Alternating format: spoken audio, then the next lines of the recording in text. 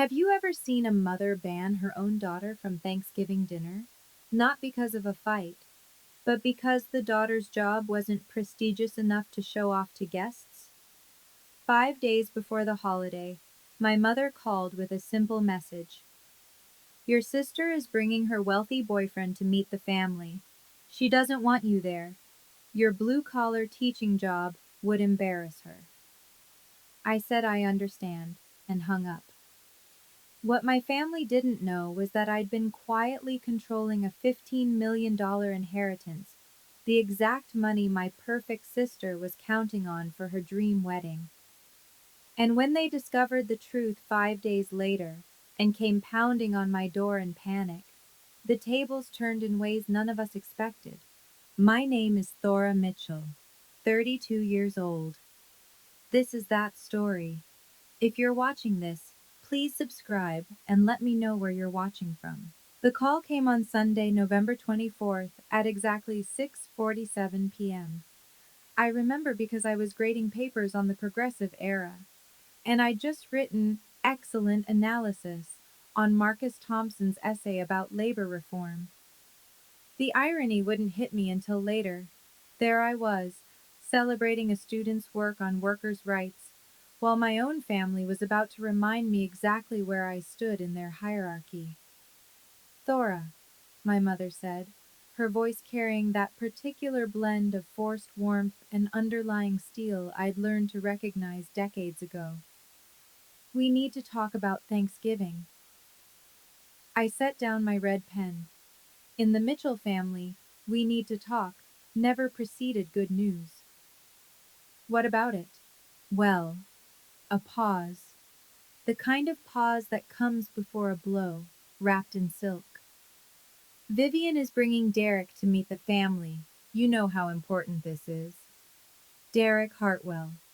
I'd heard the name approximately 400 times in the past 3 months. CEO of Hartwell Capital, a private equity fund managing over $400 million.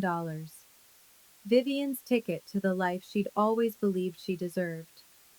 That's great, I said, and I meant it. Despite everything, I wanted my sister to be happy. I'm looking forward to meeting him. Another pause. Longer this time. That's actually what I wanted to discuss. Vivian feels that, well, she thinks it might be better if you weren't there this year. The words landed like stones in still water. I watched the ripples spread through my chest, familiar and cold. I'm sorry? It's nothing personal, Thora. It's just, Derek comes from a very particular world. Finance, investments, that sort of thing. And you're... She searched for the word, though we both knew she'd already found it. Your career choice. It might send the wrong message. My career choice. As if I'd stumbled into teaching by accident, rather than fighting for my certification while working 2 jobs to pay for grad school. Mom, I have a master's degree in education. I've been teaching for 10 years. Exactly. Her tone shifted, as if I'd just proved her point. 10 years. And you're still making what, 50,000? 58. Not that it mattered. The number would always be too small in her ledger. Vivian is a marketing director now. She works with investors, high net worth individuals. She needs Derek to see that the Mitchell family is compatible with his world. I thought about last Thanksgiving, the way my mother had introduced me to the Hendersons from her book club. This is Thora, my older daughter. She teaches. That pause, heavy with unspoken disappointment. Vivian, of course, is in corporate marketing. The shift in her voice, from flat recitation to proud announcement, had been subtle enough to seem accidental. It wasn't. I thought about the email she'd sent 3 months ago, requesting my contribution to Vivian's engagement party. Since you don't have a family of your own to support, I'm sure you can contribute a bit more. $3,000 should cover the flowers and part of the venue. I transferred the money the same day, without a word of protest. According to the National Education Association, teachers earn 26.4% less than comparable college educated professionals. I knew that statistic by heart, not because it made me feel like a victim, but because I taught my students about systemic inequities, about how society chooses which work to value. I just never expected to become a case study in my own family. Mom, I said carefully, I could come after dinner, just to say hello, meet Derek. Vivian was very clear. My mother's voice hardened. She doesn't want you there at all. Please don't make this difficult for me, Thora. Don't make this difficult for me. As if I were the one wielding the knife. I looked around my apartment, the one bedroom in Somerville I'd called home for 6 years, the second-hand couch I'd reupholstered myself, the bookshelves overflowing with history texts and lesson plans, the small kitchen where I packed lunches at 5:30 every morning because I couldn't afford the cafeteria prices. This was the life that embarrassed them. I understand, I said. The words came out automatically, worn smooth by a decade of practice. I understand when she forgot my birthday, but threw Vivian a surprise party. I understand when my promotion to department chair went unmentioned at family dinner, while Vivian's new office got a 20-minute discussion. I understand when I wasn't included in the family photo for the Christmas card because the photographer charged extra for more than 4 people. I understand. The two most expensive words I'd ever learned. Good. Relief flooded my mother's voice. I knew you'd be reasonable. You always are. We said goodbye. I set down the phone. For a long moment, I sat in silence, watching the last light fade from my window. Marcus Thompson's essay still lay on my desk, his words about dignity and fair treatment glowing under my lamp. Then I opened my laptop. There was a folder I hadn't touched in months, labeled simply Grandma Eleanor. Inside was an email from Margaret Caldwell, attorney at law, dated November 20th. Subject line, Annual Trust Review, Eleanor Mitchell Trust. I'd been avoiding it, avoiding the questions it would force me to answer, the decisions it would demand.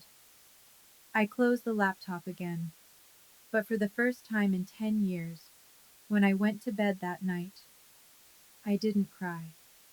I felt something else entirely, a hollow space where my patience used to be. And somewhere in that emptiness, something new was beginning to grow. The phone call replayed in my mind throughout Monday. I stood in front of my third period class explaining the causes of the Great Depression, while Patricia Mitchell's voice echoed beneath the surface of every word. Your career choice might send the wrong message. I taught these students about economic collapse, about how entire families lost everything, and my own family considered my salary a source of shame. Ms. Mitchell? A hand went up. Jasmine Reyes Jr., sharp as a tack. You okay? You seem kind of somewhere else. I forced a smile. Just thinking about how history repeats itself, Jasmine, sometimes in ways we don't expect. That night, I calculated the stakes of silence. If I accepted this exclusion, if I simply nodded and stayed home like a good, invisible daughter, what came next? Easter? Thora, Derek's family will be there. Maybe you should sit this one out. Vivian's wedding? It's a small ceremony, very exclusive. You understand? Future holidays, birthdays, funerals, my own family's milestones happening without me. I would become a ghost in my own history. But the financial stakes were real too. My mother had already set the precedent of extracting money from me whenever convenient. The $3,000 for Vivian's engagement party, the loan of $10,500 last year for my father's fishing boat repairs. Never repaid, never mentioned again. The constant implication that since I was unmarried and childless, my money was somehow communal property. If I remained silent, the requests would only grow larger. And I'd keep paying, because that's what the family disappointment does to earn her seat at a table she isn't welcome at anyway. Around 9 p.m., my phone buzzed. A text from my father, Harold. Sweetheart, I'm sorry about Thanksgiving. Your mother says it's for the best. I love you. I stared at those words for a long time. Harold Mitchell, 63 years old, retired accountant, lifelong bystander to his wife's decisions. He'd never once stood up for me, not when I was passed over for opportunities, not when my achievements went unacknowledged, not when my mother made me feel small in 100 tiny ways. But he always said he loved me, as if love without action meant anything at all. I didn't respond. Instead, I opened my laptop. The email from Margaret Caldwell sat in my inbox like a sealed envelope from another life. My grandmother Eleanor had died 2 years ago, at 85. She was the only person in my family who'd ever truly seen me. When I graduated from my master's program, she'd driven 3 hours to attend while my parents sent a card. When I got my first teaching job, she'd taken me to dinner and told me she was proud. When I confided my frustrations about feeling invisible at family gatherings, she'd taken my hand and said, Thora, you're not invisible. You're just surrounded by people who've forgotten how to see. I hadn't understood what she'd done for me until after she was gone. I clicked on Margaret's email. Dear Ms. Mitchell, as per our annual review, the Eleanor Mitchell Irrevocable Trust currently holds assets valued at $15,247,891.33. As sole trustee, you have full discretionary authority over distributions under Section 4.2 of the trust document. Please confirm your distribution intentions for the upcoming fiscal year by December 1st. If you wish to modify distribution terms or add conditions, this must be documented before the fiscal deadline. I'm available to meet at your convenience. Best regards, Margaret Caldwell, Escroll Caldwell and Associates. $15,247,891.33. Vivian was the sole beneficiary. I was the sole trustee, the person who controlled when, how, and whether that money ever reached her hands. My grandmother had made that choice deliberately. She'd told me, in one of our last conversations, Vivian isn't bad, Thora. She's just never had to learn the value of anything. I want you to teach her. The only way she'll understand. I'd kept this secret for 2 years.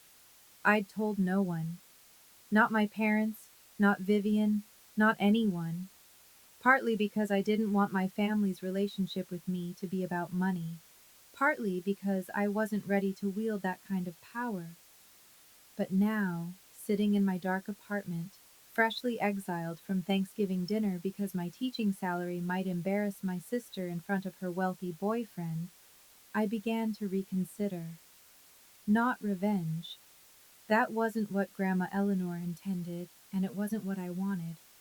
But boundaries? Accountability? The right to exist in my own family without apologizing for who I'd become?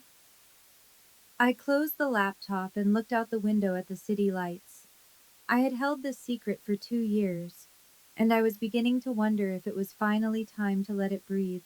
Thanksgiving Day arrived, gray and cold. The kind of November afternoon that makes you want to pull the curtains and forget the world exists. I woke at 7, out of habit. Even on holidays, my teacher's internal clock refused to sleep past dawn. I made coffee in my small kitchen, watched the steam rise, and tried not to think about the family gathering happening 15 miles away without me. By noon, I'd graded 32 essays. By 3, I'd reorganized my entire bookshelf by historical period. By 5, I'd accepted that no amount of productivity could fill the hollow space in my chest. I made myself dinner. A microwavable turkey breast, instant mashed potatoes, canned cranberry sauce. The saddest Thanksgiving meal I'd ever assembled. Eaten standing at the counter because sitting at my small table felt too formal for a party of one. At 8:47 p.m., my phone lit up. A text from Vivian, with a photo attached. Thanks for understanding, sis. Derek loved the dinner. He said our family is so put together. LOL. The image showed my entire family seated around my parents' mahogany dining table, the one Grandma Eleanor had given them 30 years ago. Patricia beaming at the head, Harold looking slightly uncomfortable but smiling, and Vivian glowing beside a dark-haired man in an expensive sweater. Derek Hartwell, I presumed. 4 place settings. No empty chair where I should have been. So put together. I set down my phone. Then I picked it up again and studied the photo more closely. My mother was wearing the pearl earrings I'd given her for her 60th birthday. The ones she'd said were simple but thoughtful. Vivian was wearing a cashmere wrap that cost more than my monthly rent. And there, in the background, just visible on the sideboard, was my grandmother's silver tea service. The one she'd promised me before she died, because I was the only grandchild who'd ever helped her polish it. My mother had kept it. Of course she had. At 9:15 p.m., another text arrived. From my father this time. Sweetheart, I'm sorry. Your mother said this was best for everyone. I love you. I typed 3 different responses and deleted them all. What was there to say? He was sorry. He always was. But sorry didn't bring back a seat at the table. I called Rachel Torres instead. Rachel taught AP English at my school. We'd started the same year, survived countless faculty meetings together, and developed the kind of friendship forged through shared frustration and cafeteria coffee. She'd listened to 10 years of Mitchell family stories, and she was the only person outside my family who knew about the trust. Please tell me you're not alone, she said. I'm alone. Thora. Her voice carried equal parts affection and exasperation. I told you to come to my sister's place. Maria made enough food for an army. I know, I needed to process. Process what? Your family being terrible? That ship sailed years ago. A pause. What happened? I told her about the text, about the photo, about the smiling faces arranged around a table that had no room for me. Rachel was quiet for a moment. When she spoke again, her voice was careful. Thora, when are you going to stop letting them treat you like this? I don't let them. You do. Not harsh, just true. You pay for their parties. You show up when they call. You apologize for existing. And they keep taking because you keep giving. What am I supposed to do? You have options. I knew what she meant. I've never wanted to use it as leverage. I know, but there's a difference between leverage and accountability. Rachel's voice softened. Your grandmother didn't make you trustee by accident. She saw something in you. Maybe it's time you saw it too. After we hung up, I sat with my laptop for a long time. Then I opened the folder, read Margaret Caldwell's email again, clicked on the attachment I'd been avoiding for months. The trust document was 47 pages long. I'd read it once, when Margaret first sent it, but the legal language had blurred together in a fog of grief and disbelief. Now I forced myself to focus.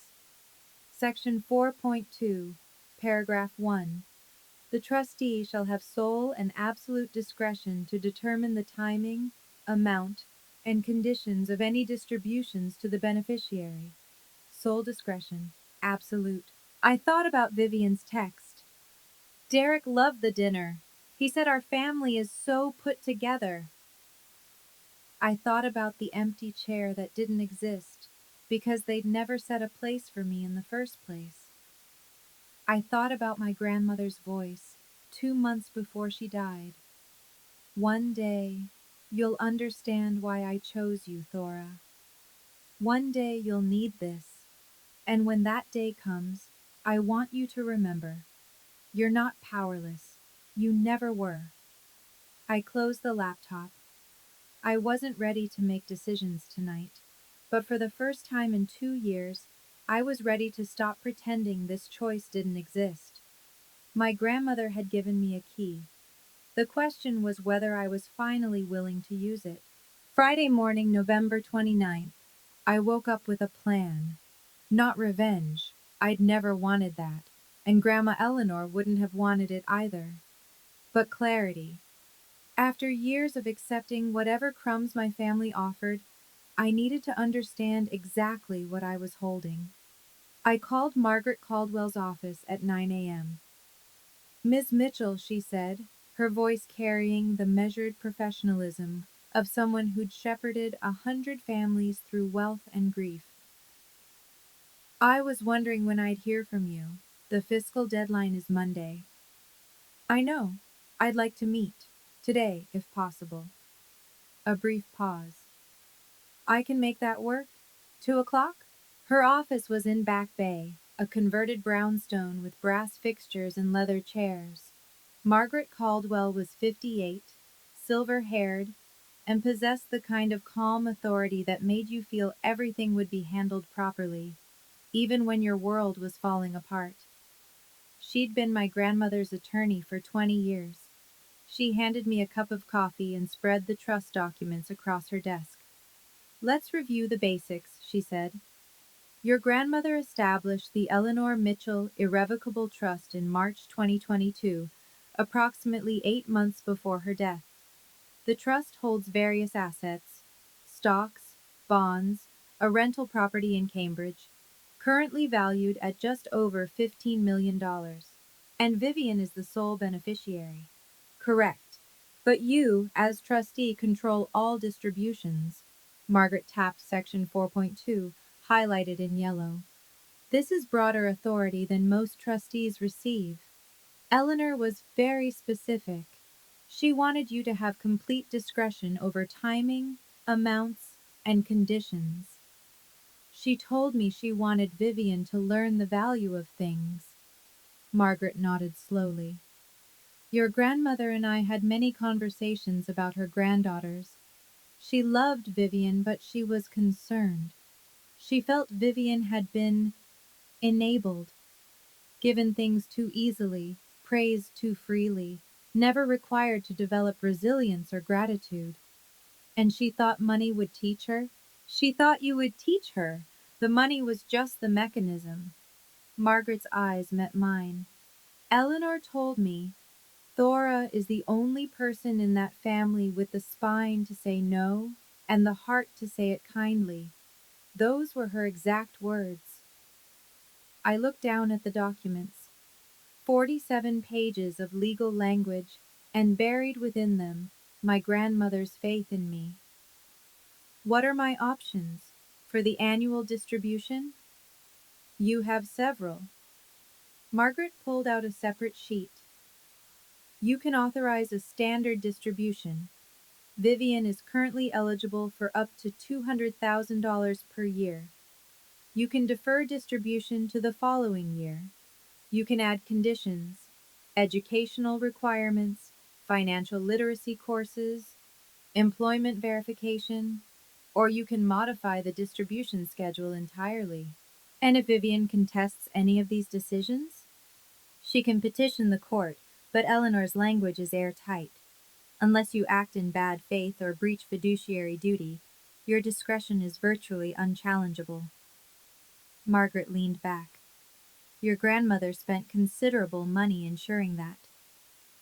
I thought about the text from Thanksgiving, the family photo with no empty chair, the tea service that should have been mine.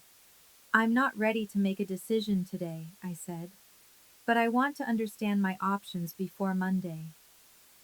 "Of course." Margaret gathered the papers. "There's one more thing.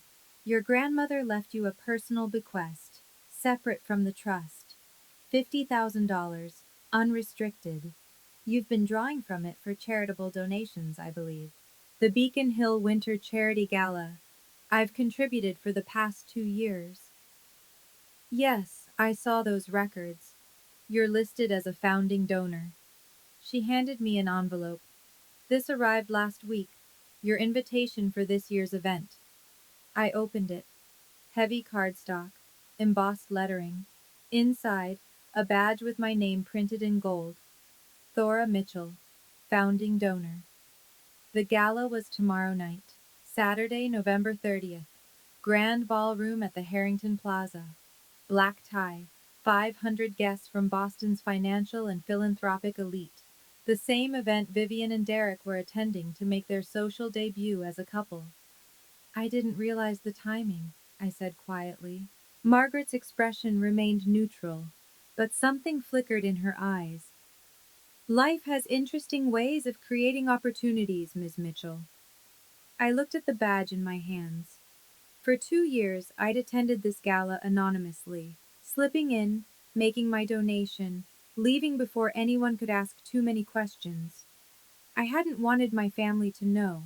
I hadn't wanted this part of my life to become ammunition. But they thought I was an embarrassment. Too blue collar to sit at their Thanksgiving table, too low status to meet Derek Hartwell. And tomorrow night, I would walk into the same room they did, wearing a badge they couldn't buy. Ms. Caldwell, I said, I'd like to schedule a follow-up meeting, Monday morning before the fiscal deadline. I think I'll have more clarity by then. She smiled, the first real smile I'd seen from her all afternoon. I think you will too, Ms. Mitchell. I walked out of her office into the cold November air, the founding donor badge tucked carefully in my purse. For the first time in 10 years, I felt like I had a right to walk into a room without asking permission. Okay, I need to pause here for a moment. If you've ever been treated like you're invisible by your own family, if you've ever had to choose between your self-respect and belonging, type enough in the comments below. And if you want to know what happened at that gala, hit that like button and keep watching. Trust me, you don't want to miss what comes next. Now, back to the story. The doorbell rang at 4:23 p.m. on Friday, November 29th. I wasn't expecting anyone. Rachel was at her sister's for the weekend, and I didn't exactly have a crowded social calendar. I peered through the peephole and felt my stomach drop. Patricia Mitchell stood in the hallway, flanked by Vivian and my father. My mother's expression carried the particular combination of urgency and entitlement I recognized from every demand she'd ever made. I opened the door. Thora, my mother pushed past me without waiting for an invitation. We need to talk about grandmother's trust. The words hit me like cold water. They knew. Somehow they'd found out. How did you? Derek's financial advisor, Vivian interrupted, following our mother inside. He ran a background check on our family, standard procedure for someone at his level. She said this as if it explained everything, as if invading my privacy was simply what wealthy people did. Imagine my surprise when he mentioned a $15 million trust with my name on it. A trust I never knew existed. Harold entered last, closing the door behind him. He looked uncomfortable, as he always did when conflict brewed, but he said nothing. He never did. You're the trustee? Vivian's voice rose. You? A teacher making barely 50,000 a year? 58. Whatever. She laughed, the sharp, dismissive sound I remembered from childhood. This has to be a mistake. Grandma wouldn't have put you in charge of anything important. My mother raised her hand, silencing Vivian with a gesture. Patricia Mitchell hadn't spent 30 years climbing social ladders without learning when to deploy diplomacy. Thora, sweetheart. Her tone shifted, softer now, the same voice she used when asking for money. I'm sure this is all very confusing. Estate matters are complicated. But we're family, and family should handle these things together. You mean you should handle it? I mean, we should make sure Grandma's wishes are properly honored. She pulled a folder from her purse. I've had our attorney draw up paperwork to transfer the trustee role to me. It's really the most sensible arrangement. I have experience managing finances and no. The word hung in the air. Simple, absolute. Patricia blinked. I'm sorry? No, I won't sign that. Thora, be reasonable. Grandma Eleanor chose me. I kept my voice steady, drawing on 10 years of maintaining calm in front of difficult students. She had lawyers, doctors who confirmed her mental competency, and 2 witnesses. The trust is legally binding and properly executed. Vivian stepped forward, her face flushing. You don't know anything about money. You teach teenagers about Christopher Columbus. You ride the bus to work. And you work in marketing at your boyfriend's company because he hired you as a favor. I watched her flinch. I know about the interview process, Vivian. Or rather, the lack of one. How dare! Enough! Patricia's diplomatic mask slipped. Thora, you're being selfish. This money is for Vivian's future. For her wedding, her security. Do you want to stand in the way of your sister's happiness? I'm not standing in the way of anything. I'm doing exactly what Grandma asked me to do. My mother's eyes narrowed. And what is that, exactly? Making sure the money is used responsibly. The hallway of my building had thin walls. Mrs. Patterson from 4B had definitely opened her door by now, probably straining to hear every word. I was providing better entertainment than her afternoon talk shows. Vivian must have sensed the audience because her voice dropped to a hiss. You're embarrassing us. Again. It's what you do. You embarrassed us at my engagement party, showing up in that department store dress. You would have embarrassed us at Thanksgiving if we'd let you come. And now you're embarrassing us by pretending you're capable of managing anything more complicated than a lesson plan. I thought about all the times I'd absorbed comments like these, the dress insults, the career dismissals, the constant implication that my existence was an inconvenience to be minimized. I thought about my grandmother's hand on mine, her voice saying, You're not powerless. You never were. You need to leave, I said. Thora, my mother began, I'll be at the gala tomorrow night. I hadn't planned to say it, but the words emerged with surprising clarity. If you want to discuss the trust, we can do it there. Vivian laughed.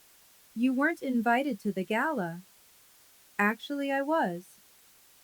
I reached into my purse, still sitting on the entry table, and pulled out the badge. Gold letters on cream cardstock. Founding donor. I've contributed $50,000 over the past 2 years. They send me a VIP invitation every November. For the first time in my life, I watched my mother's composure crack completely. Her mouth opened, closed, opened again.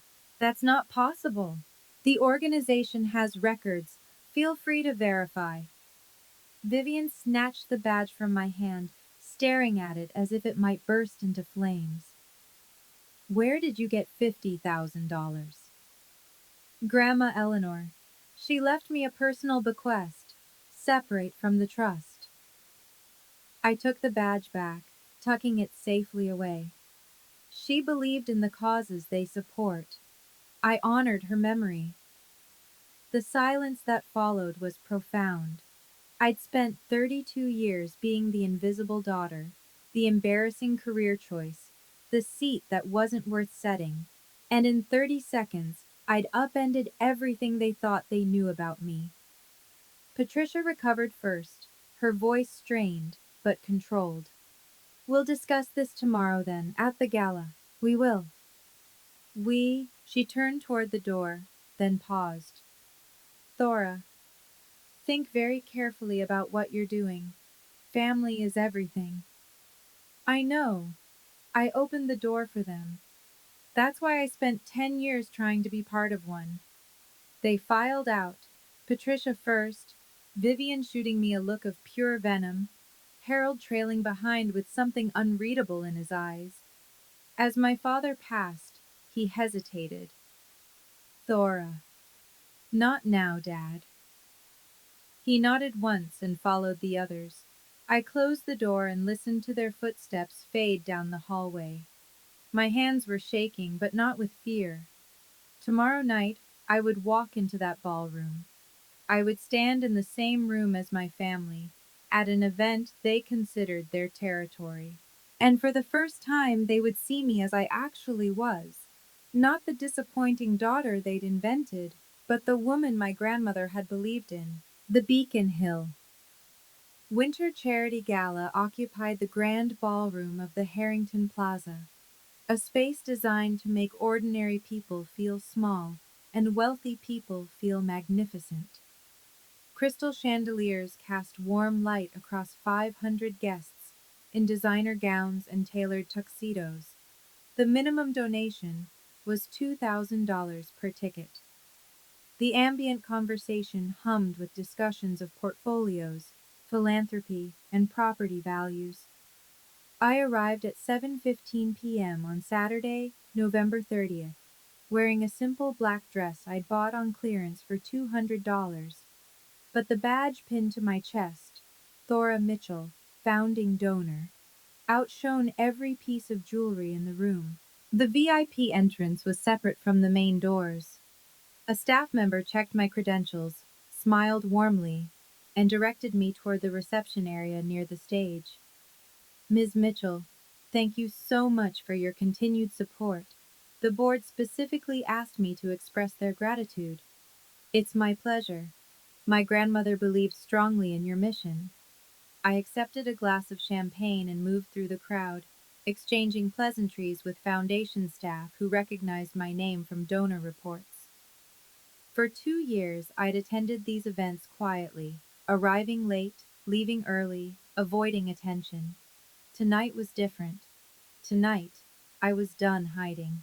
I spotted them across the ballroom at 7:32 p.m. Patricia in emerald green, Harold looking uncomfortable in his rental tuxedo, and Vivian radiant in a silver gown that probably cost more than my monthly salary. Beside her stood Derek Hartwell, tall, dark-haired, carrying himself with the easy confidence of someone who'd never worried about a bill in his life. They hadn't seen me yet. They were working the room, Vivian's hand on Derek's arm, performing the social choreography of ambitious people at important events. I stayed near the stage, talking with a foundation board member about education funding initiatives. It felt surreal, discussing grant proposals while watching my family pretend I didn't exist, in a room where my name carried more weight than any of them realized. At 7:48 p.m., Derek noticed my badge. I saw the moment it happened. He was scanning the room, identifying major donors the way successful business people do, when his gaze landed on my chest. Specifically, on the gold letters spelling founding donor. He said something to Vivian. She glanced in my direction and went pale. But Derek was already moving toward me, pulling Vivian along by the hand. He'd been trained to acknowledge major donors. It was basic networking, and whatever background check his team had run clearly hadn't included my charitable giving. Excuse me. He extended his hand as he reached me. I'm Derek Hartwell. I don't believe we've met, but I wanted to personally thank you for your support of the foundation. Your contributions have been extraordinary. Up close, he was handsome in an unremarkable way. Good bones, expensive grooming, the polished surface of generational wealth. But his eyes were intelligent, and when he shook my hand, his grip was genuine. Thank you. I'm Thora Mitchell. The name registered. I watched it happen. The slight widening of his eyes, the quick glance at Vivian, the recalculation. Mitchell, he repeated slowly. As in, Vivian's older sister. Yes. He turned to Vivian, whose face had gone from pale to gray. You told me you didn't know the woman with the founding donor badge. I didn't, Vivian's voice caught. I didn't recognize her at first. The lighting. The lighting. Derek's tone cooled by several degrees.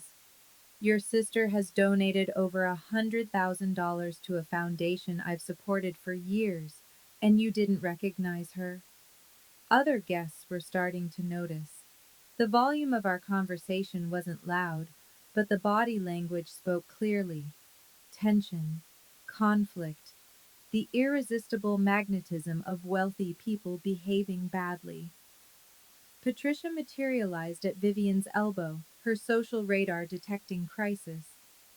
Derek, darling, what a wonderful event. Have you seen the silent auction items? Mrs. Mitchell. Derek's voice remained pleasant, but something had shifted beneath the surface. I was just thanking your daughter for her charitable contributions. I understand she's been a founding donor for 2 years. Patricia's smile froze. My daughter? Thora. He gestured toward me.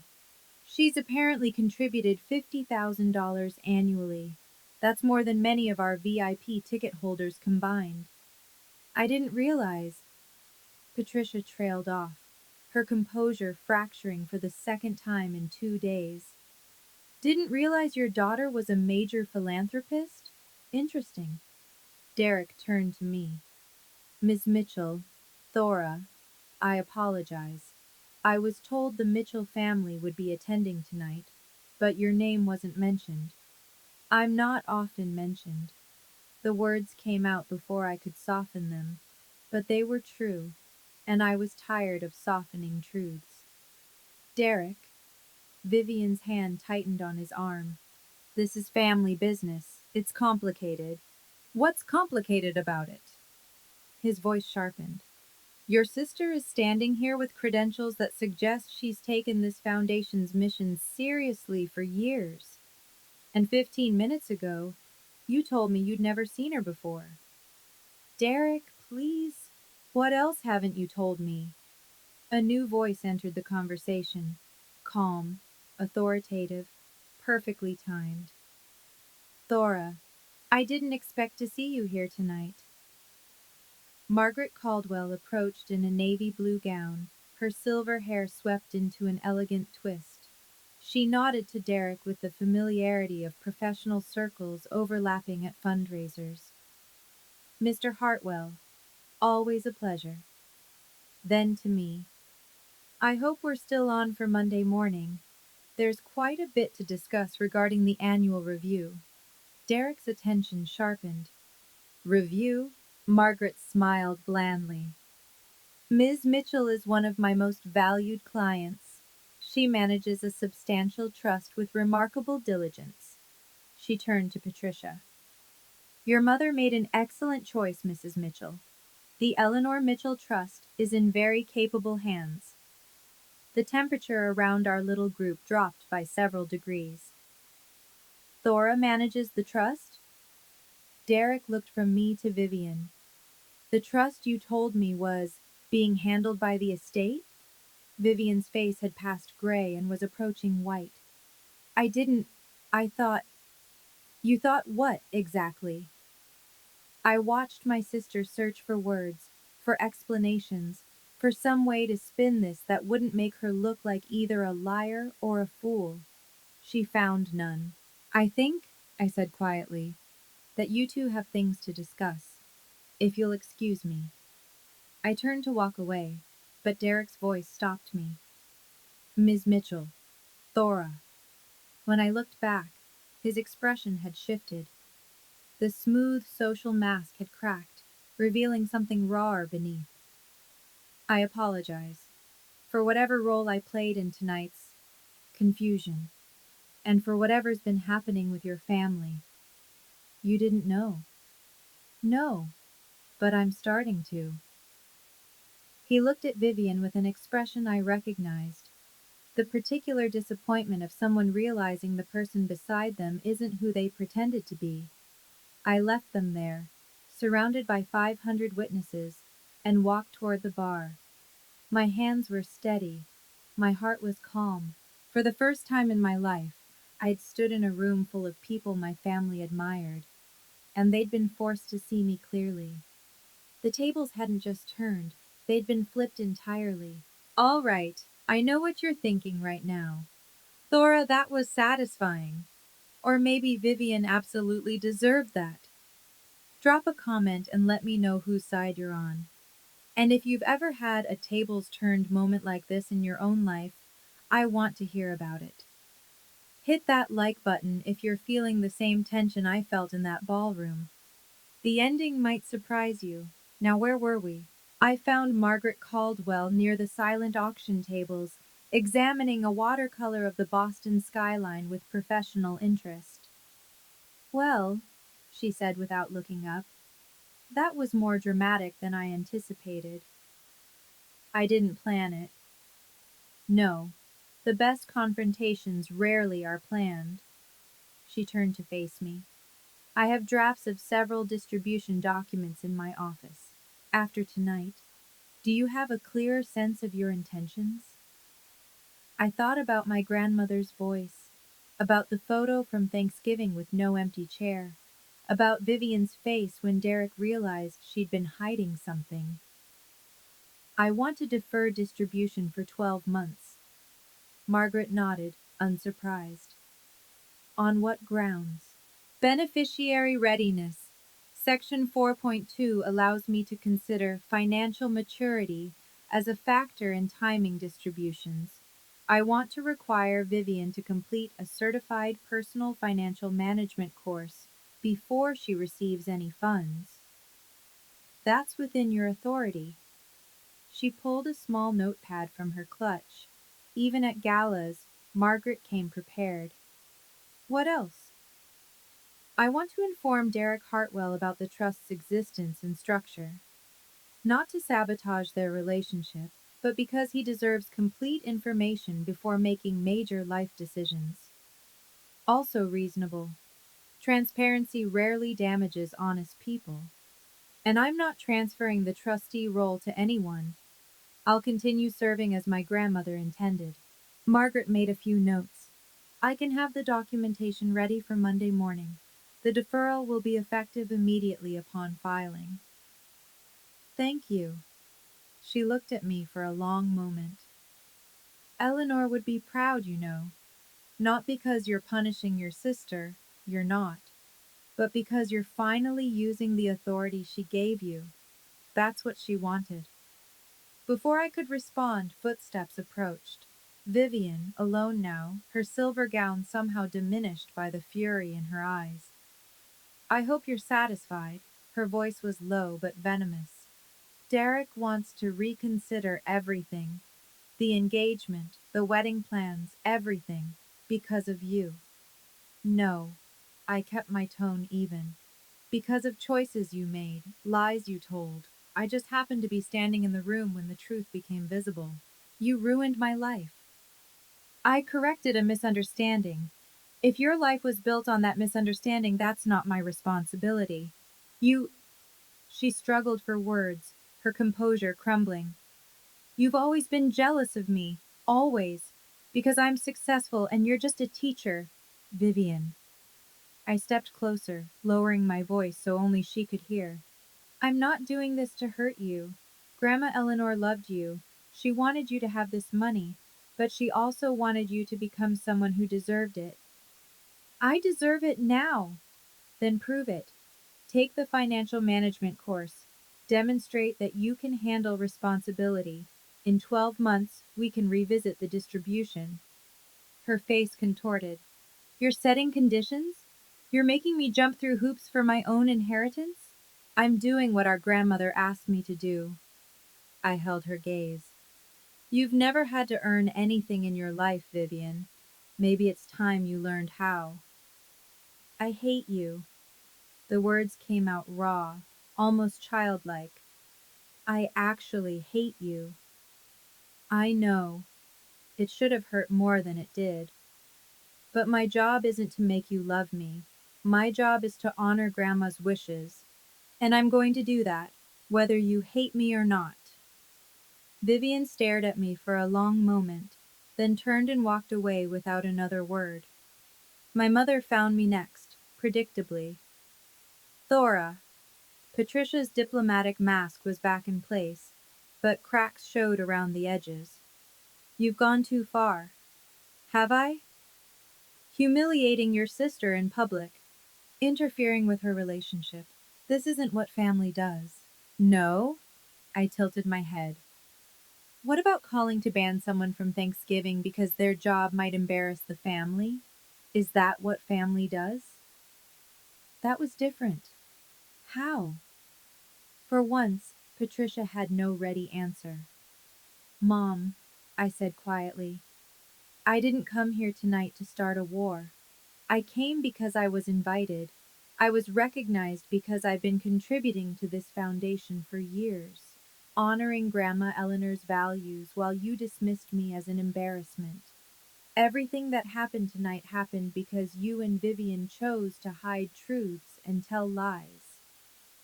Thora, I'm going to keep being the trustee. I'm going to require Vivian to meet certain conditions before accessing the funds. And I'm going to stop pretending that being treated as invisible is acceptable. What do you want from us? The question caught me off guard, not because it was unexpected, but because for once it seemed genuine. Respect, I said, not because of money or status, but because I'm your daughter. I've spent 32 years trying to earn a seat at your table, and I'm done. Either I belong in this family as I am, or I don't belong at all. My father appeared at the edge of our conversation, hovering as he always did. Harold, Patricia began, tell her she's right. Both Patricia and I turned to stare at him. She's right, he repeated, his voice stronger than I'd heard it in years. We've treated Thora terribly. Eleanor saw it. I saw it. And I never did anything. He met my eyes. I'm proud of you, sweetheart. I should have said that a long time ago. I didn't trust my voice, so I just nodded. My mother looked between us, calculating, reassessing. I watched her realize that the ground had shifted beneath her feet, that the family dynamics she'd controlled for decades were suddenly unstable. We should go, she said finally, taking Harold's arm. This isn't the place. No, I agreed. It isn't. I left the gala at 10:47 p.m., stepping into the cold November night with my badge still pinned to my dress. The doorman hailed a cab, calling me Miss Mitchell with genuine warmth. I didn't feel victorious. I didn't feel vindicated. I felt free. The fallout began within 48 hours. Derek Hartwell announced to Vivian on Sunday morning that he needed space to think. By Monday afternoon, their engagement was on indefinite hold, not officially canceled, but suspended in a limbo that spoke volumes. Word spread through their social circle with the efficiency of gossip among the wealthy. The golden couple of Hartwell Capital had hit turbulence. Vivian's position at the company became untenable by Tuesday. She wasn't fired, Derek was too polished for that, but she was encouraged to explore opportunities that might better align with her long-term career goals. Translation. Her presence had become awkward, and everyone knew it. She cleaned out her desk on December 3rd. My mother received phone calls from her social circle throughout the week. The Hendersons, the Castellanos, the Morrison Whites from her charity board, all expressing concern and offering support, which was really code for mining for details about the Thanksgiving scandal that had apparently become the talk of the Winter Gala. The story is everywhere, Rachel reported over coffee on Wednesday. I heard 3 different versions at my dentist's office yesterday. Something about a sister being banned from Thanksgiving and then showing up as a major donor. The details vary, but the punchline is always the same. What punchline? That the embarrassing daughter turned out to be more impressive than anyone knew. Rachel grinned. People love an underdog story, Thora, especially one with receipts. The formal aftermath came Monday morning, December 2nd, at Margaret Caldwell's office. I signed the deferral documents at 9:15 a.m. The language was precise. Distributions from the Eleanor Mitchell Irrevocable Trust to beneficiary Vivian Mitchell would be suspended for 12 months, pending completion of a certified personal financial management program from an accredited institution. The course requirement wasn't punitive. It was exactly the kind of condition trustees routinely imposed on young beneficiaries who hadn't demonstrated financial readiness.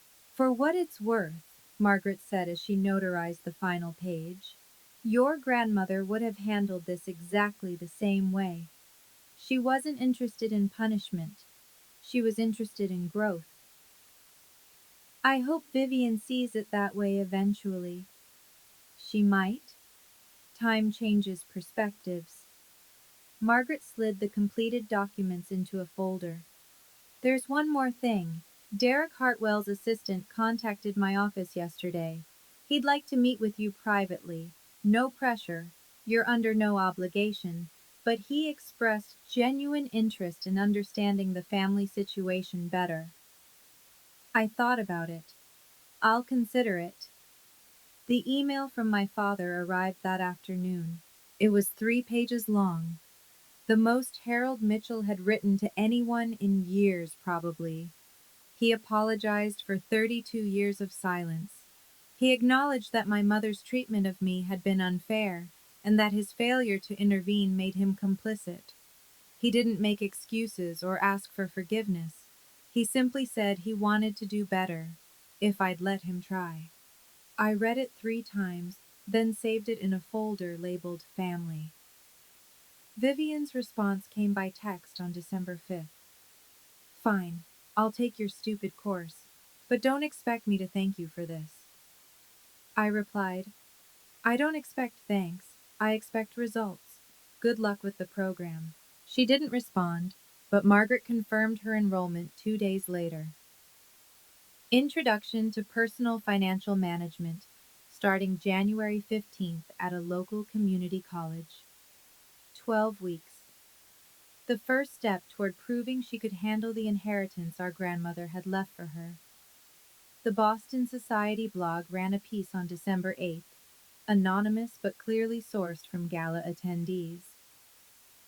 The Thanksgiving scandal that rocked the Winter Gala told a version of events that was mostly accurate, painting my family in unflattering terms while presenting me as a quiet philanthropist who emerged from the shadows with impeccable timing. I didn't love being public, but I couldn't deny the satisfaction of seeing the truth acknowledged in print.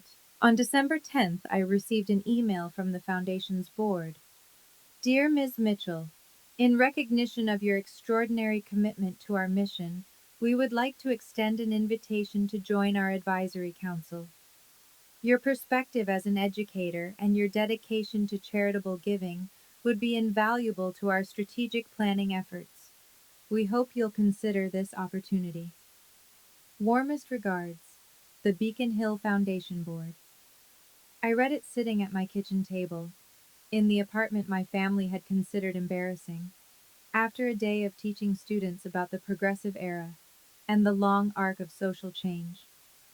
Maybe, I thought, that arc was bending in my direction for once. December 21st. 4 days before Christmas. 3 weeks since the gala. My apartment was warm with cooking smells. Rosemary chicken, roasted vegetables, a pie cooling on the counter that Rachel had brought despite insisting she didn't bake. We'd pushed my small table against the wall to make room for 6 chairs. Rachel, 2 colleagues from school, Maria from Rachel's family, and my father. Just my father. Patricia had called twice, asking to be included. I'd declined both times. Not yet, Mom. I need more time. How much time? I'll let you know. She hadn't argued. That, more than anything, told me how much the last 3 weeks had shifted our family's dynamics. Harold arrived at 5:30, carrying a bottle of wine and an expression of nervous hope. He'd never visited my apartment before. In 10 years, no one from my family had. "It's nice," he said, looking around at my books and photographs and the small touches that made this space mine. "It's you." "Thanks, Dad." The dinner was imperfect and wonderful. Rachel told embarrassing stories from our first year of teaching. Maria dominated a debate about the best pie crust technique. My colleagues complained about standardized testing. My father listened more than he spoke, but when he did contribute, his comments were thoughtful and kind. At one point, he caught my eye across the table and mouthed, "Thank you." I nodded. We were both learning what this could look like, a relationship built on honesty instead of avoidance. Vivian texted at 7:45 p.m. "Merry Christmas, Thora. I'm trying." I showed my father the message. He read it twice, then handed my phone back. "She means it," he said. "The course is harder than she expected, but she's doing the work." "Good." "She asked me if you'd ever forgive her." I thought about that for a moment. Forgiveness isn't the issue. Trust is. And trust takes time. He nodded slowly. "That's fair." I texted Vivian back. "I see that. Merry Christmas." 3 words. Not absolution, not warmth, but acknowledgement. A door left slightly open. After the guests left, Rachel lingering to help with dishes despite my protests, I sat alone in the quiet of my apartment, looking at the Christmas lights I'd strung across my window. The past month had taught me things I should have learned years ago. That boundaries aren't punishment, they're protection. That saying no to unfair treatment isn't selfish, it's necessary. That you can love people and still refuse to accept harm from them. My grandmother had understood this. She'd given me the tools to protect myself, knowing I'd need time to find the courage to use them. "You're not powerless," she'd told me. "You never were."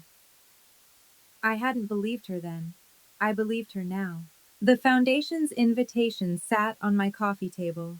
I'd decided to accept, not because I needed the status or the recognition, but because it felt right. Continuing my grandmother's legacy of thoughtful giving, being part of something larger than my family's dysfunction. And teaching. I'd keep teaching. Not because I couldn't do anything else, but because it mattered. Because every time a student like Marcus Thompson wrote an excellent essay or Jasmine Reyes asked a sharp question, I was reminded why I'd chosen this path in the first place. My blue-collar job had never been the problem. The problem was people who measured worth in dollars instead of impact.